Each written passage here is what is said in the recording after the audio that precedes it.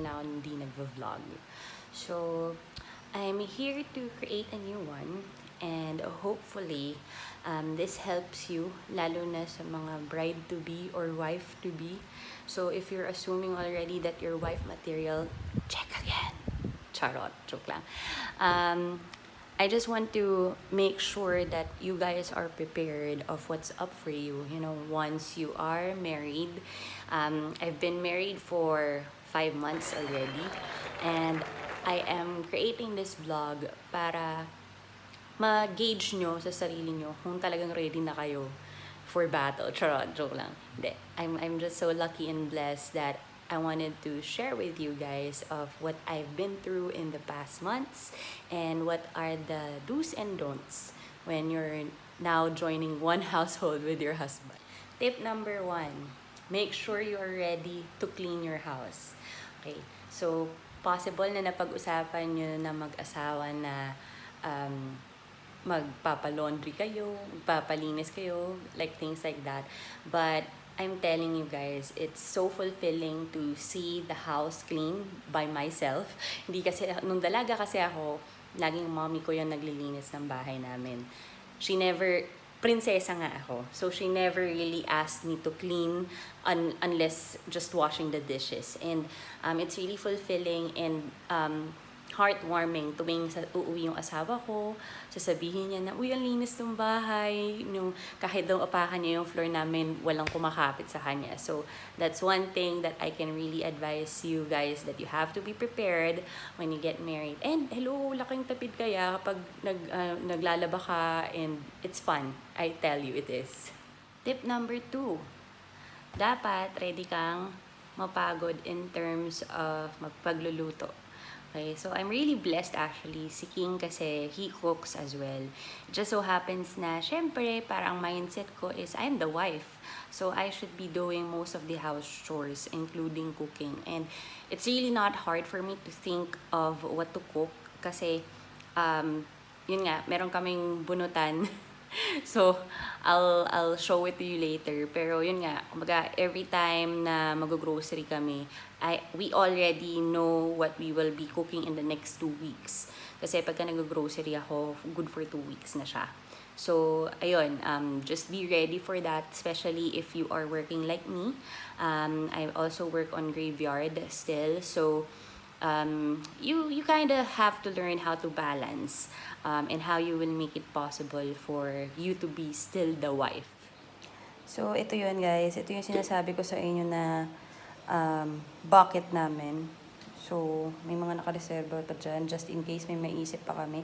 But this one, binuo namin to bago kami ikasal. So, everything, all our favorite foods are here. So, bunot lang tayo isa so that you guys can see it. Hirap pala. So, for this one, this was kaldereta. Ayaw mag-focus, pero kaldereta yan. So, ayan. So, as you can see, marami yan. So, every time mag-grocery kami, bumubunot talaga kami dyan. Para, budget-friendly na rin. Alam namin kung ano yung mga bibili namin. There. Tip number 3. Dapat marunong ka nang maglaba by this time. Kaya ka nga magpapakasal eh. So, me, to be honest, I didn't learn how to do my laundry at home. Because like I mentioned, sa tip number 2, hindi ako pinaglilinis talaga ng mommy ko.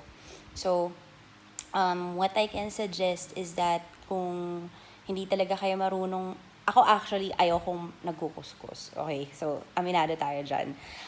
So what my mom did for me is that we bought a automatic washing machine.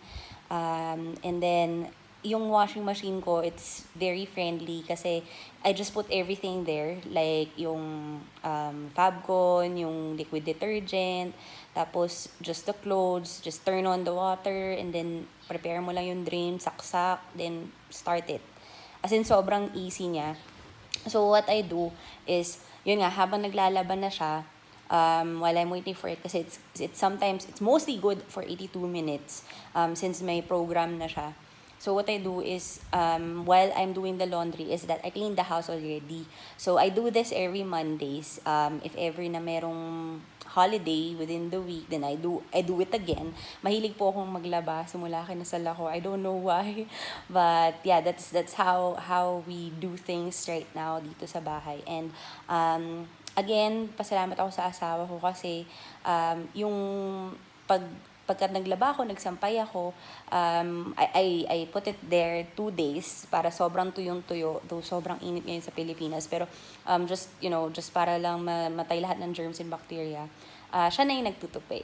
Yan. So, he's really helping me, knowing na may shift kasi ako every night.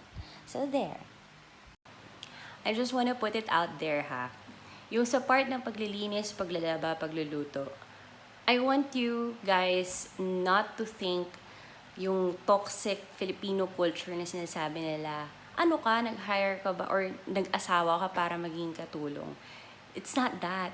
It's how, kasi ako guys, yung love language ko kay King, kumbaga, when I say love language ko, is how I express my love for him, which technically is also his love language for me, is act of service.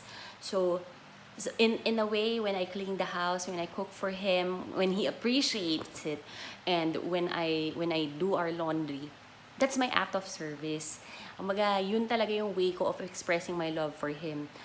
So I just want to remove it as early as now, that notion na, ay, hindi, nagpakasal si Tasha para maging katulong ni King. No. Like, hindi. Kumbaga, it's not really, I mean, King also does his part. He cleans as well, kumbaga, lalo na yung mga CR, yung kumbaga, takes out the trash. So, alam niyo yun, parang it's really a shared thing.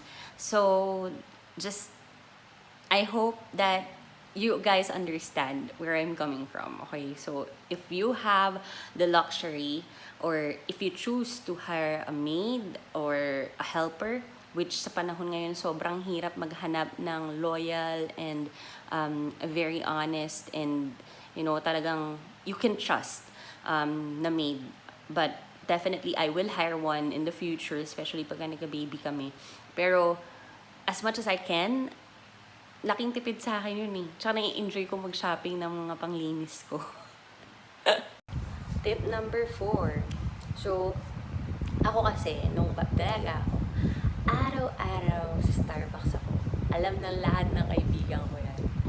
But when we got married, since I'm technically staying at home already, which I've been since March of last year, marunong or natuto akong magtipid.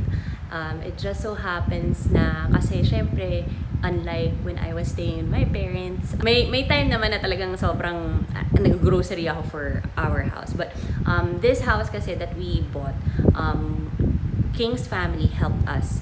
So what we did is that we splitted the budget. Okay, so I won't go into details anymore. Pero yun nga, since most of the chunk of the monthly dues na para dito sa bahay is sa akin, you have to be prepared for those. Na there are certain things that you were used to when you were dalaga that is no longer applicable when you get married. Okay, so shout out dun sa mga wives na or mga kinasal or kakakasal lang na ay hindi Tasha, nagbibili ko pa rin kung ano yung gusto ko. Good for you guys.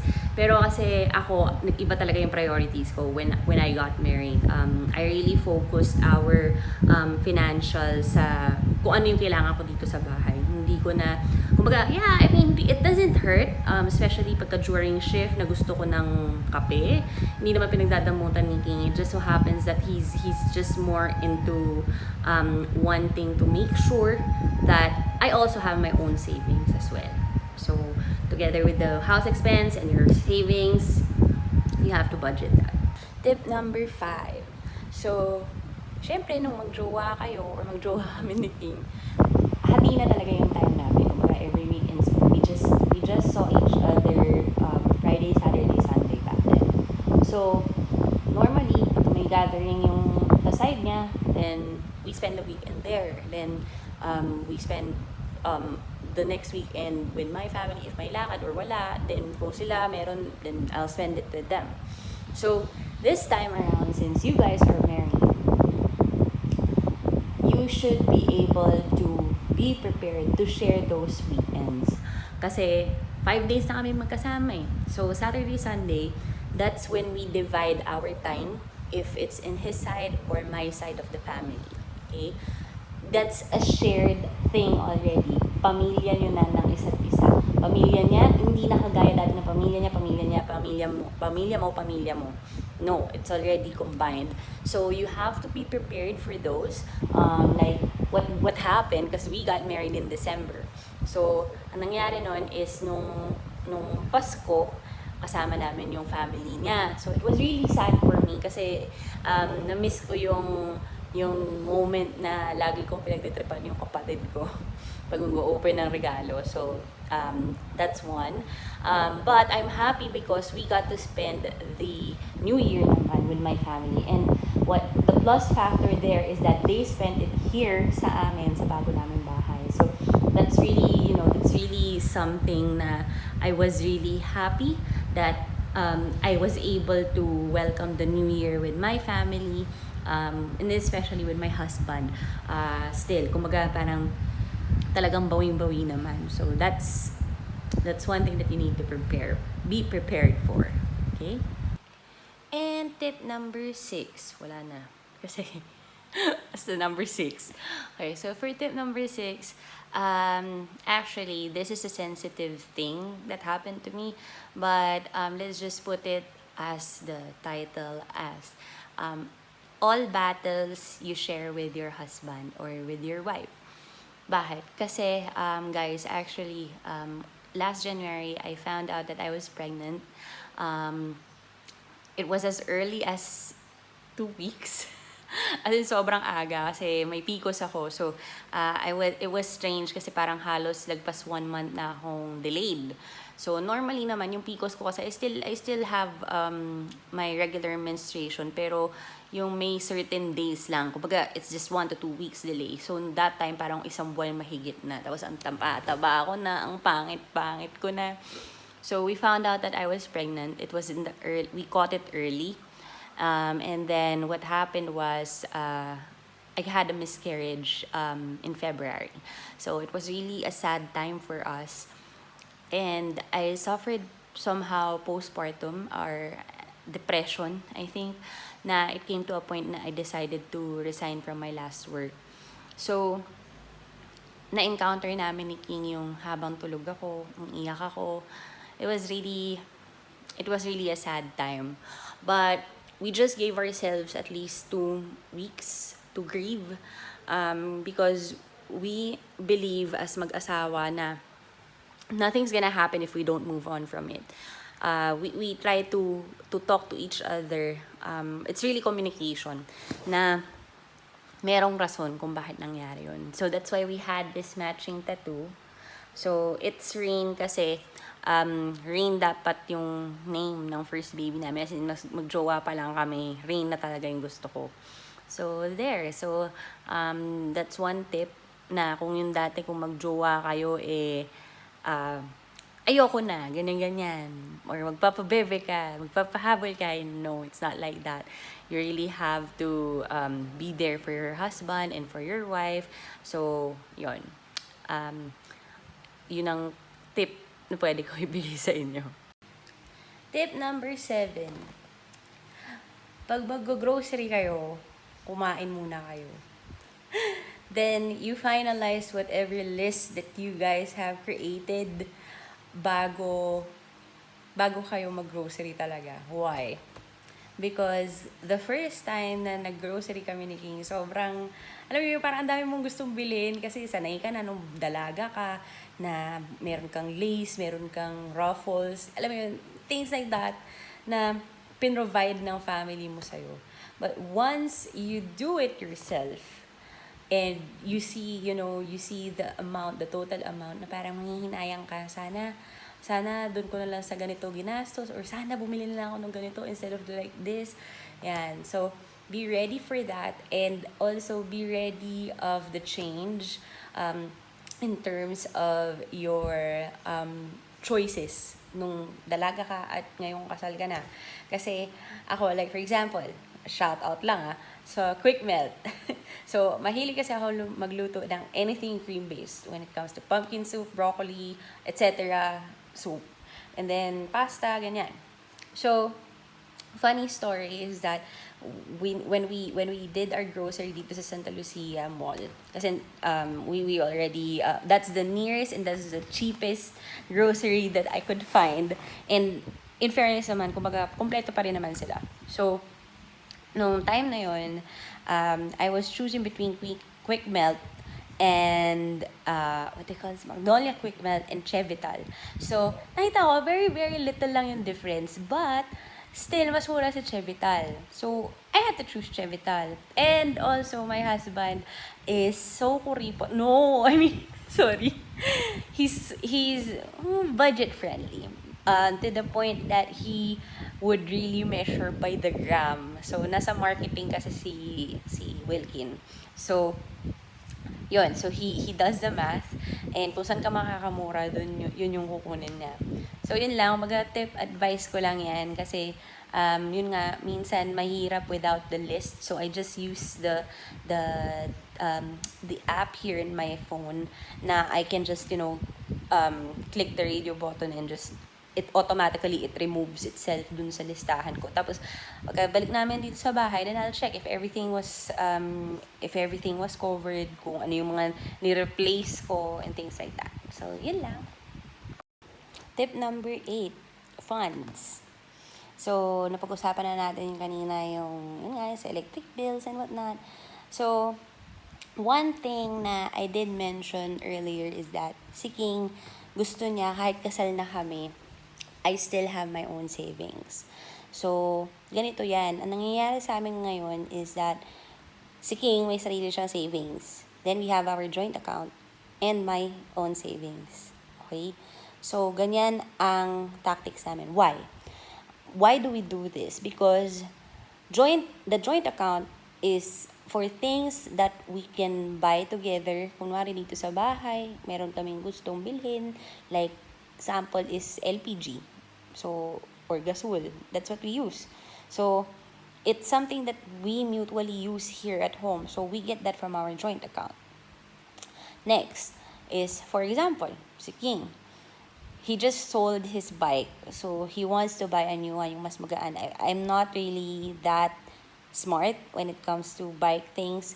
So, what King does is that yun nga, he's gonna get that from his savings. Bakit? Hindi naman namin shared yun kasi hindi naman ako marunong magbike. So, it's his own thing. It's not mine. That's why he's gonna get it from his savings. And then, for me, for example, yun nga, may mga gusto kong bilhin, like, I quitted smoking, just to let you guys know.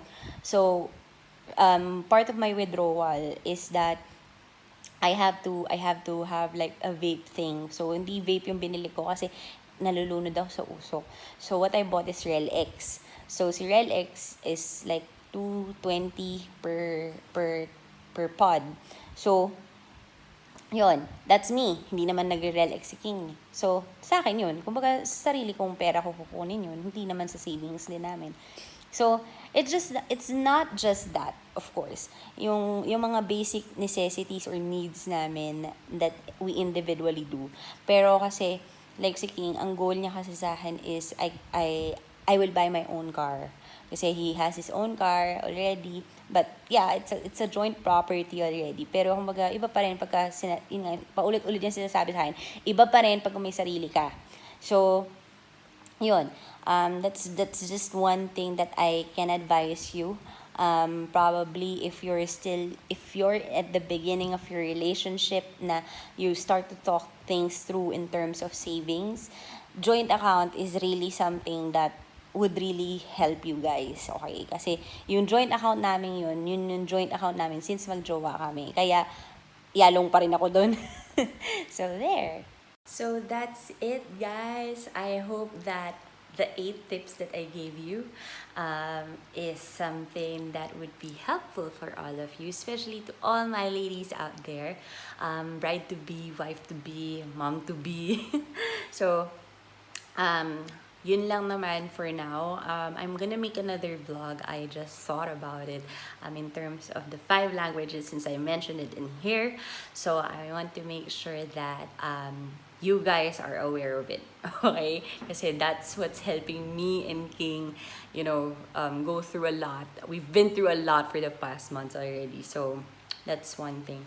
So thank you so much, guys, and I hope you enjoyed this video. If you did, please do subscribe and like this page, and just follow me. If you have questions, please message me. If you have comments about this video, if you have suggestions for newlyweds, pwede kami mag-Q&A ni King, though mahihayin yung asawa ko.